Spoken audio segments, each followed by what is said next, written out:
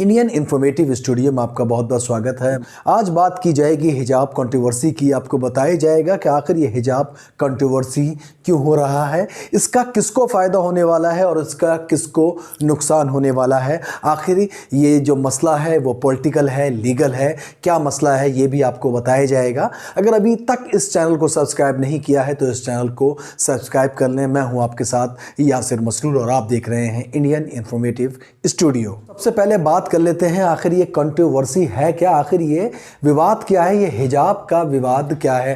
खैर गोदी मीडिया को आप देखते रहेंगे तो बड़ी बड़ी हेडिंग्स भी इसमें आने लगेंगी। बहरहाल हम बात कर लेते हैं, जान लेते हैं आखिर ये मुद्दा है क्या। मुद्दा कर्नाटका के उदापी का है। उदापी के स्कूल में अचानक से जो स्टूडेंट्स, जो लड़कियां हिजाब पहन के आती थी, उनसे मना कर दिया जाता है कि आप हिजाब पहन के नहीं आएंगी क्योंकि ये यूनिफॉर्म का हिस्सा नहीं है, स्कूल यूनिफॉर्म का ये हिस्सा नहीं है और इस पर पाबंदी है, यानी कि बैन है। यकीनन स्कूल भी ये इसलिए कर रहे हैं क्योंकि वो प्रेशराइज हैं, उन पर किसी ना किसी तरह का प्रेशर है, क्योंकि इससे पहले तो कभी स्कूलों ने हिजाब पहनने को मना नहीं किया। अब जब बात यहाँ से शुरू हुई तो बात इतनी बढ़ गई, ये विवाद इतना बढ़ गया कि अब ये पूरे कर्नाटक में फैल चुका है और कर्नाटक में 3 दिन तक के लिए स्कूल बंद भी कर दिए गए हैं। पिटीशंस दी गई हैं दोनों तरफ से।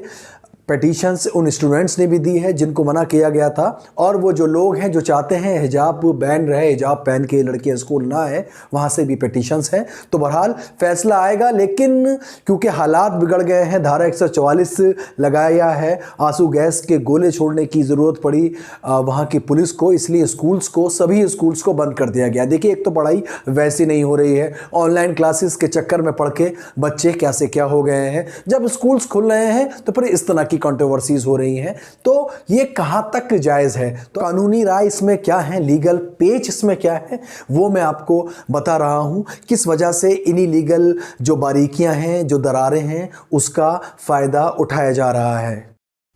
तो इस कंट्रोवर्सी के अंदर एक लीगल एंगल है और पॉलिटिकल एंगल है। तो हम लीगल एंगल पर अगर हम बात करें तो इसका लीगल एंगल क्या है, और लीगल एंगल काफ़ी पेचीदा है और पॉलिटिकल गेन के लिए इस लीगल एंगल को इस्तेमाल किया जा रहा है। बहरहाल अगर हम लीगल एंगल की बात करें और इसमें क्या कानूनी पेज है उसकी हम बात करें तो हमें जाना होगा आर्टिकल 25(1) में। तो देखना होगा आर्टिकल 25(1) क्या कहता है, आखिर आर्टिकल 25(1) में क्या है। तो आर्टिकल 25 कहता है, constitution guarantees right to profess, practice and propagates religion and state should ensure this very basic right. यानी कि अगर कोई भी अपने रिलीजन की प्रैक्टिस करता है, उसको प्रोपेगेट करता है, तो स्टेट को ये इंश्योर होना चाहिए, ये सरकार की रिस्पॉन्सिबिलिटी है कि कोई भी बाधा उसको अपना रिलीजन फॉलो करने पर ना आए। इसमें भी एक पेज है कि जैसा फंडामेंटल राइट्स में होता है, फंडामेंटल राइट्स जरूर होते हैं, लेकिन उसके अंदर कुछ रिजनेबल रिस्ट्रिक्शंस होते हैं, as public order, morality, health. तो ये बहुत इंपॉर्टेंट है ये जानना कि ऐसा नहीं कि जो आपका रिलीजन कह रहा है वो आप करेंगे ही, जो आपका फंडामेंटल राइट्स कह रहा है वो आप करेंगे ही, लेकिन कुछ रिस्ट्रिक्शंस हैं। रिस्ट्रिक्शंस आर्टिकल 25 में ही आते हैं कि to ensure that the public order, morality and health are not to be disturb. तो ये पहला सवाल यही है कि क्या किसी के हिजाब पहनने से इन सब चीज़ों पे कोई डिस्टर्बेंस क्रिएट हो रहा है या नहीं हो रहा है। शायद ये आप बेहतर तरीके से जानते हैं। तो हम जानते हैं कि हिजाब प्रैक्टिस जो है एसेंशियल प्रैक्टिस है और इसको प्रिजर्व किया जाता है, और ये सिर्फ हिंदुस्तान में नहीं, आप दुनिया में कहीं भी देख लीजिए तो आप समझ सकते हैं, चाहे आर्मी में हो, चाहे पुलिस फोर्सेस में हो, चाहे एयरलाइंस में हो, पायलट्स हो, वो हिजाब पहन सकती हैं। तो फिर यहाँ पर ऐसा विवाद क्यों। चलिए इस कंट्रोवर्सी को और समझते हैं, कुछ और लीगल तरीके पर जानते हैं, कुछ और एग्जाम्पल खंगालते हैं और उससे पता चलेगा कि आखिर ये जो मामला है वो इतना पेचीदा क्यों है, ये मामला इतना कंफ्यूजन क्यों है। तो 2004 के केस की बात करें, आनंद मार्ग केस 2004 की हम बात कर रहे हैं। यहाँ आनंद मार्गा ने परमिशन मांगी थी अपने फंडामेंटल राइट्स के तहत कि वो ताड़िया डांस कर सके गलियों में, लेकिन उसको इस चीज़ की परमिशन नहीं मिली क्योंकि तांडव जो है वो उनके रिलीजन का एसेंशियल पार्ट नहीं था। तांडव को रास्ते पे करने का कोई भी संवैधानिक अधिकार आपको नहीं मिलता है, ऐसा कोर्ट ने जाना। चलिए एक और जजमेंट की बात कर लेते हैं, कंट्रोवर्शियल जजमेंट की बात कर लेते हैं जो 2016 में आया था। एक मुसलमान एयरमैन को बर्खास्त कर दिया गया था क्योंकि उसने दाढ़ी रखी थी और उससे कहा गया कि दाढ़ी काट लो, तो उसने दाढ़ी नहीं काटी। तो सुप्रीम कोर्ट ने इसमें यह माना कि दाढ़ी रखना एक एसेंशियल पार्ट नहीं है इस्लाम का, जबकि सिखों के लिए ये एसेंशियल पार्ट है। तो अभी मैंने आपको जितने भी लीगल इसकी जो बारीकियां थी उसके बारे में समझाने की कोशिश की कि किस तरीके से इस छोटी सी दरार को एक बड़ी एक गल्फ, एक खाई बनाने की कोशिश की जा रही है। सोचने वाली बात यह है कि आखिर ये सब कुछ जो हो रहा है इसका फ़ायदा किसको होगा और इसका मकसद क्या है। कोई पहली बार तो ऐसा नहीं हुआ है कि लड़कियां हिजाब पहन के स्कूल आ रही हैं या हिजाब पर पहली बार उनको टीचर्स या स्टूडेंट्स ने देखा है। ये शुरू से ही चलता आ रहा है। कोई तो अब मैं इसमें आपको बता दूं कि इसमें नुकसान किन लोगों को है ये तो आप जान गए हैं। नुकसान यकीनन स्टूडेंट्स का है, जो पढ़ने वाले बच्चे हैं उनका है, चाहे ये बच्चे जो प्रोटेस्ट कर रहे हैं, जय श्री राम के नारे लगा रहे हैं, यकीनन ये भी भारी नुकसान में है। और ये बच्चियां जिनकी पढ़ाई को परेशानी हो रही है, इनकी पढ़ाई का नुकसान हो रहा है, किस तरह का एक मेंटल ट्रॉमा हो रहा है, यकीनन नुकसान इनका भी है। तो नुकसान कहीं ना कहीं स्टूडेंट्स का है।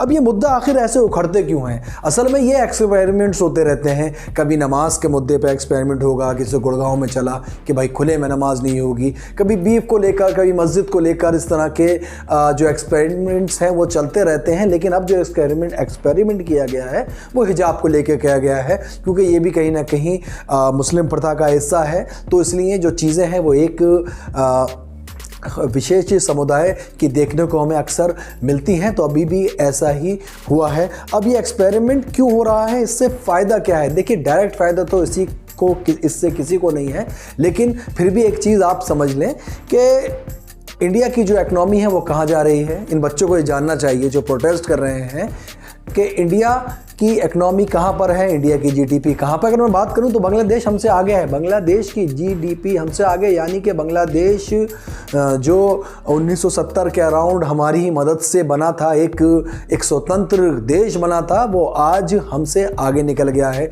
चीन से कितना माल हम इंपोर्ट कर रहे हैं। वो नौकरियों का वादा किया गया था, हर साल वादा होता है कि इतनी रोज़गार जनरेट किए जाएंगे। उसका क्या है, बहुत से इशू हैं। लेकिन अगर ये खाली रहेंगे लोग तो उन इशू पे दिमाग जाएगा और सवाल करेंगे। तो सवाल आपको नहीं करना है, इन्हीं चीज़ों में आपको उलझे रहना है, इन्हीं चीज़ों में आपको फंसे रहना है। यही मेन मुद्दा है, यही मेन फ़ायदा है। अब वो दिन दूर नहीं, अब इसमें सियासी दल कूदने लगेंगे, रिलीजियस लीडर्स कूदने लगेंगे और इस मुद्दे को स्ट्रेच करते करते जाने कहाँ से कहाँ ले जाएंगे। लेकिन बात वहीं लौट के आती है कि नुकसान तो सिर्फ बच्चों का ही, यानी कि इन स्टूडेंट्स का है, उन माँ बाप का है जो भारी भारी फीस जमा करते हैं। तो ये सोचने की बात है कि कब तक ये चलेगा। और सबसे ज़्यादा अफसोस की बात यह है कि जो नफ़रत है, जो हेट्रेड है, वो अब बच्चों में भी पैदा करने की कोशिश की जा रही है। तो मैं इंडियन इन्फॉर्मेटिव स्टूडियो बड़ी जिम्मेदारी के साथ इस चीज़ का अपोज़ करता हूं और मुझे इस बात की उम्मीद है कि सब लोग अपोज़ करेंगे। कम से कम ये चीज़ होनी नहीं चाहिए। अगर हो भी रही है तो इन बच्चों को छोड़ दो। ये बच्चे हमारा आपका भविष्य हैं। ये बच्चे आगे जाके क्या से क्या बनेंगे, ये बच्चों को आपके हाथ में है। इन बच्चों को आप क्या बनाना चाहते हैं तो उनके हाथों में जनाब कलम और किताबें ही रहने दीजिए। इन तरह की बातों से इनको दूर रखिए। मैं यासिर मसरूर आपसे इजाज़त लेता हूँ। आपका कमेंट इसमें बहुत ज़रूरी है। कमेंट बॉक्स में आप अपनी राय ज़रूर दें कि आप इस बारे में क्या सोचते हैं।